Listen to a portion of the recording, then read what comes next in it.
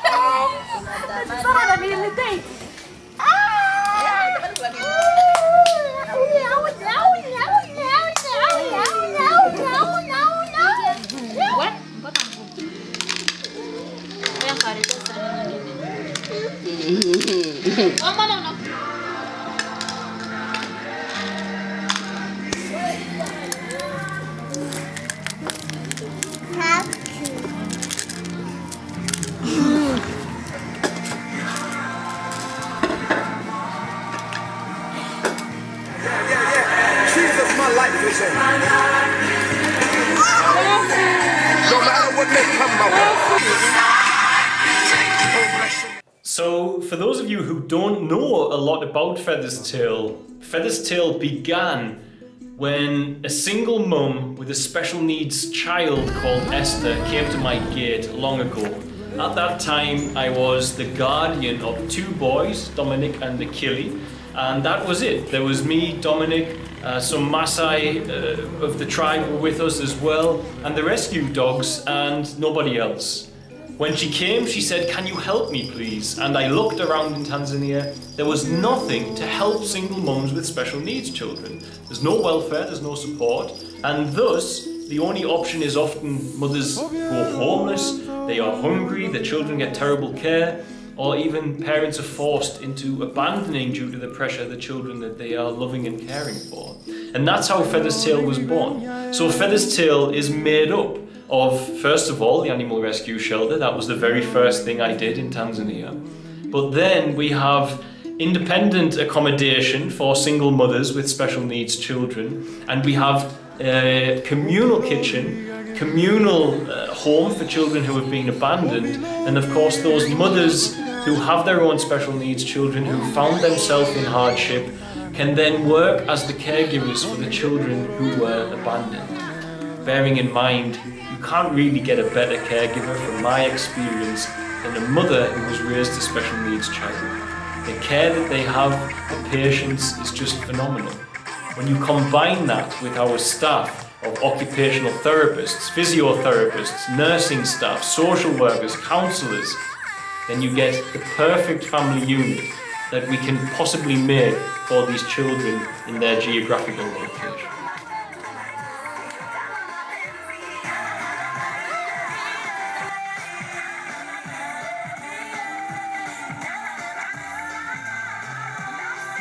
So one amazing thing about that introduction I've just given you is that right now Esther and her mum are about to embark on a new life. She became one of the head caregivers, she's lived with us ever since, and she has now met herself someone, she's fallen in love, and the pair are getting married and they are moving out of Featherstale. So we have a huge success story. From homeless, and somebody took her in, offered her work, but this meant leaving her daughter alone all day long. She now has an income, she has a future husband to be, and life is just glorious and in comparison to what it once was for her.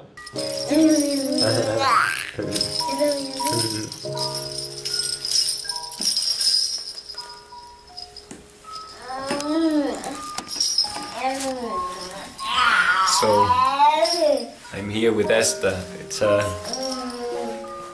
second night, so she moved in yesterday evening, and we haven't got the sensory room finished properly, but we've got a makeshift one in the children's home for her, so just spending some time with her, getting to know what it's like to have a child like this in your care. Thank you to everybody who made this possible. To Lisa and Joanne, who did the coffee morning fundraiser, which meant that unbeknown to us when they were doing it, I had the resources available to build a house for this young lady and her mother to move into, because you've got to remember they were homeless when I first met them. And thank you to everyone who has helped with the crowdfunding as well, because those of you who have helped with the crowdfunding, you've made space for another child like this to come here. And children like this in Tanzania, they do need somewhere to go. Especially when they're with their parents, because otherwise they get separated.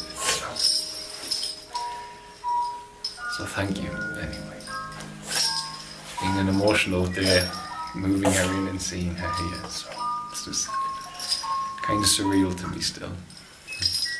So what's going on around Featherstale that you don't see? Well, a lot. The guys are growing a lot of their own food. They have started growing many different vegetables. They have wheelchair access strawberry gardening going on as well. Of course, the children go about their daily routine. They have education on site, physio on site.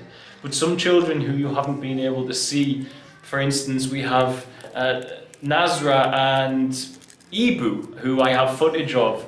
Now, Ibu came to live with us after he was abandoned by his mum 4 years ago now, and in that time he couldn't walk when we first had him welcomed into our family, but these days, thanks to intensive physio, he is up, he is mobile, and with a frame he is able to move around and walk on his own.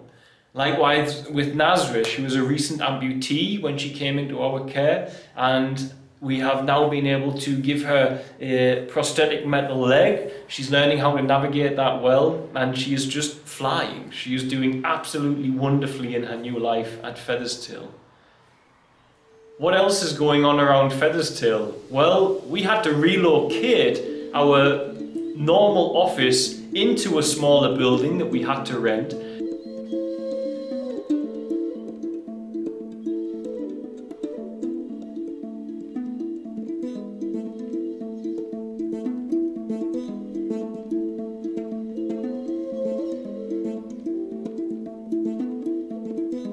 And that smaller office that we had, that original office we have, became another children's home.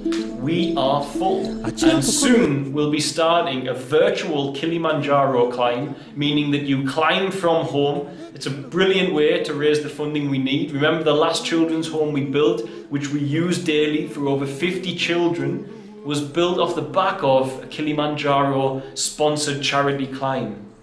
Of course, with coronavirus, this year's and next year's seem like they're not going to happen. and thus we're doing a virtual one where you at home, using the system we have, can register your miles with GPS or just off goodwill and writing it down on pen and paper, and be sponsored by your loved ones to try and achieve the same amount of kilometers or miles, whichever metric you work in, to get to the summit of Kilimanjaro as many times as you can.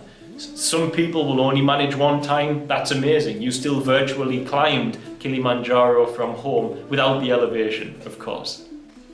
Now, I want to speak from a personal side at the moment. I am in Germany, away from my Tanzanian family, and it's tough. It's really not easy for me to be away. One of my biggest concerns has, over the years, been the distance that I have between children who were with me from the beginning. Now, at the same time this week, I had a message which I just loved on my WhatsApp, and also I want to tell you how lined up it was. One of our trustees was able to acquire old laptop computers from her workplace. Then, the very first child I ever helped in Tanzania was called Faraji. Now, Faraji at the time was going to be literally sold into labour up in a different area of the country. His mother was very poor. The man who was letting the mother stay at his property was not a good human being, and he wanted to send Faraji to a mine quite far away and gain some monetary benefit from the back of that. Thankfully, I was told about this situation and we went, and this was the very first child we ever helped. So we got his mum into adequate accommodation, we got Faraji into school. Bearing in mind this is a boy, I remember very well the teacher said he would stand at the classroom window listening to lessons because he couldn't afford to pay the fees and go and sit at a desk, and thus he would stand at the window, and the school are forced to chase children away like that. Otherwise nobody will pay the fees and the school would close down. But the teachers told me how keen he was to learn. So over the years, we've shared a lot together. His special needs sister actually died whilst she was living with her mother in Featherstale, and it was a very sad time for everybody involved. And Faraji thus failed his final year at school when that happened. But he came to me and he said, "Please will you put me back into a different school somewhere, away from any distractions, and let me try and do this again." So I agreed that I would do that. And he did indeed crush it in his last year. He got amazing results and he's now in college. Now here's the funny thing. 3 days before those laptops arrived with me here in Germany, Faraji contacted me and said, "I really need a laptop computer for college. It's so hard to study, we can't afford all the books. Having either a smartphone or a laptop gives you access to an encyclopedia, a dictionary, translate everything, as we all know." And I said to him, "I will be bringing you one because I am hoping to fly back to Tanzania for a week or two in the coming week and be able to go back and see everyone, and I'll be taking those laptops with me." And it was just amazing for me to get a WhatsApp from the first ever child that we ever supported in Tanzania to say he's in college and he now needs a laptop and he's thinking of his future. And he's aiming to get into wildlife guiding and tourism and management. So someday if you come for a safari, maybe, just maybe, he will be the ranger who's protecting the area that you're in, or perhaps he'll even be the guide who is taking you out onto the game drive itself. But just to have that message for me just reminds me how important it all was, this journey. Because that boy would have still been in child labour, and instead he's got a big bright future ahead of him, and he will be able to support his mum who is still not well, and he will be able to have the opportunity in life that all children should have. Now something else which happened in Featherstale is at Kilimanjaro Animal Rescue, which is our dog rescue shelter, housing more than 70 rescue dogs at the moment. We finally were able to find a vet. So we have a qualified vet called Jessica who is working at the animal rescue at the moment. She's managing the place as well. She has a great education. She's performing field surgeries. She's sorted out a surgery room on site for our dogs, and she is just amazing. She is doing such amazing work. So welcome to the team and family, Jessica. And also, we're still admitting dogs. We've got puppies coming in constantly. The team are out on rescues. And even recently, the boys at Angel's Gate, who have rescued so many of our dogs, it's unbelievable, managed to rescue yet another called Milo. And Milo arriving at Kilimanjaro, I have some footage of as well, so I'll let you see him. Unfortunately, his family abandoned him 2 years ago. They did let him stay at home and then left the area and just left him. How anyone could do that is beyond me.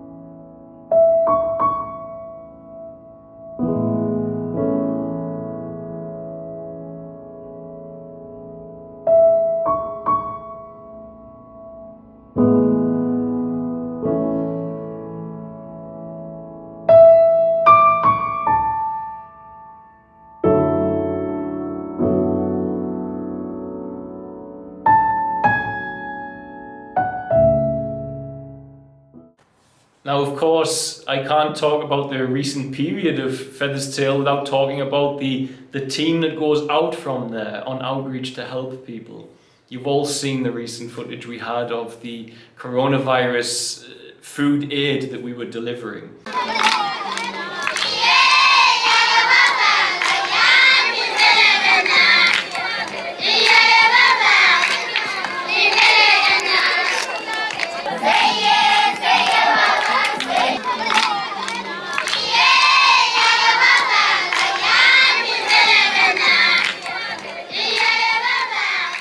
I think recently you will have all seen that I posted 53 children who have lost out on the opportunity of education off the back of the economic impact of the coronavirus pandemic. However, for all I only announced that 2 days ago, or 3 days ago, sorry, as I record this now, nearly half of those children are now assured an education thanks to the love and support that poured in from all of you guys to support them. Life without education for children in our area is bleak. I think you've all seen footage. I'm going to send the team out to get some updated footage of this location and see the impact it has, because these children will spend 10 to 12 hours a day in quarries breaking rocks. The same punishment Nelson Mandela faced inside his imprisonment is the very same means by which a child must partake in to feed themselves. It's just wrong. It's wrong on every level. Especially when all they require is the cost of a takeaway cup of coffee in Europe a week to end that for them. A takeaway Starbucks coffee. Just one. One a week is enough to end that child labour and put them in school with medical care and nutritional support. Thank you to everyone who reached out. It's an amazing response, and I know that God will take care of the rest. And we just wait on that and watch the miracle happen before our eyes. It's already halfway manifest. Now, next up, what I want to say, Featherstale will go from strength to strength, and it continues to go from strength to strength. I'm going to reapproach how I approach the world about the work that we do in Tanzania. And I do that because I just feel it's necessary. We need our voice to be a little bit louder for our children if we can make it so, and thus that will be the goal of doing these episodes. This is the first rough one we've done, And I kind of want to work out the format with everybody, work out the format with the team. But for now, I'm just putting this out there so we can all get a start on it and a feel for how it'll work. There'll be, I think, within there a bit more exposure of who I am. I would like for you to get to know the real John behind the sitting down in a set-up presentation form that I have often fallen back toward. I want you to see the real man, the real person, the real family. I want you to see all of that. At the same time, I want you to see more of the wonderful work that you all do when you share with the children out in Tanzania in more depth and in more regularity. I want people to feel nourished and fully updated by what we're doing out there and not wonder, how is that person? I want it to be as much as possible where we cover so people don't leave with any wondering, how did that person turn out? Did that work out for them, etc. And for me now, I just want to sign off by saying Angels Gate is a place that we allow street-involved children to be rehabilitated to the point where they become just normal, good, honest young men. I received some footage from Modest, who was the main person who brought most of those boys in off the street. Modest used to be a street-involved child. When he was a little boy, he lived on the street for 9 years. I found him 2 days after I opened Angels Gate. In the original property we had a 26-bedroom hostel filled with beds and mattresses. I had 2 boys only when I opened it, and I opened it for them.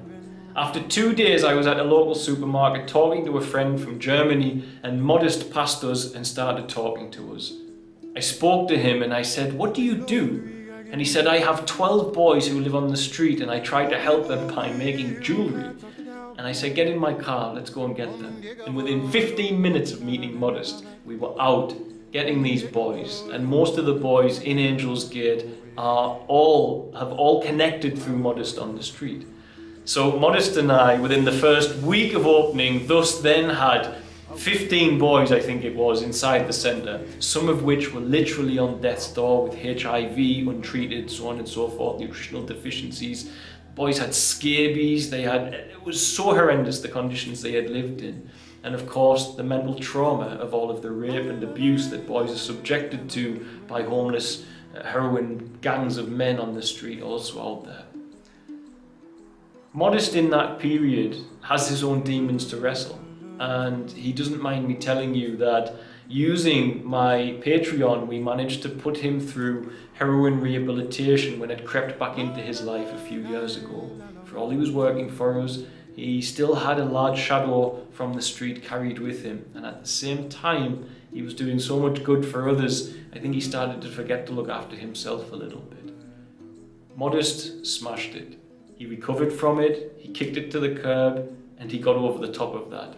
It was his birthday this month, and the boys made a beautiful little video of Modest returning to see them because he's going to study at university, to try and put some separation between him and the street world while he carries on his recovery. And at the same time as that, they made this wonderful video, and this video for me, it just sums up something so important.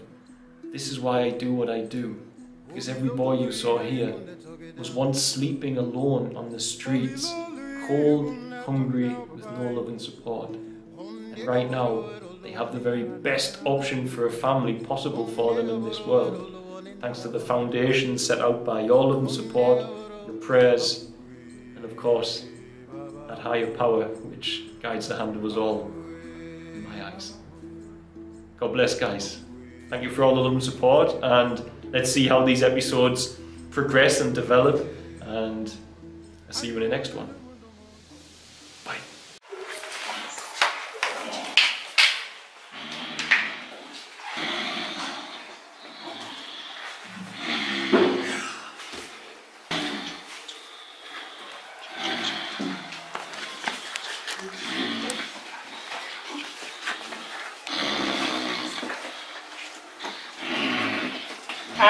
What are you? Happy birthday to you! Happy birthday to you! Happy birthday, dear Mommy! Happy birthday to you! Happy birthday to you!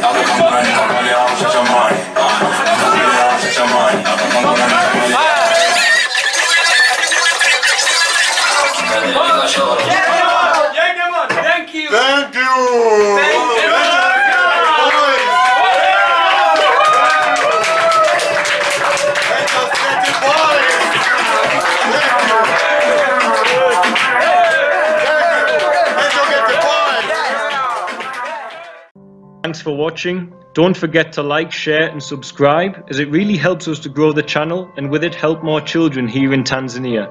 Also, don't forget you can support our work by sharing with children in crisis here, be it sharing for a particular need or even sharing one-on-one support for education, housing, food and medical care. It can be done for as little as the cost of a cup of coffee a week back in the West after all. Just visit www.sharetanzania.co.uk to find out more.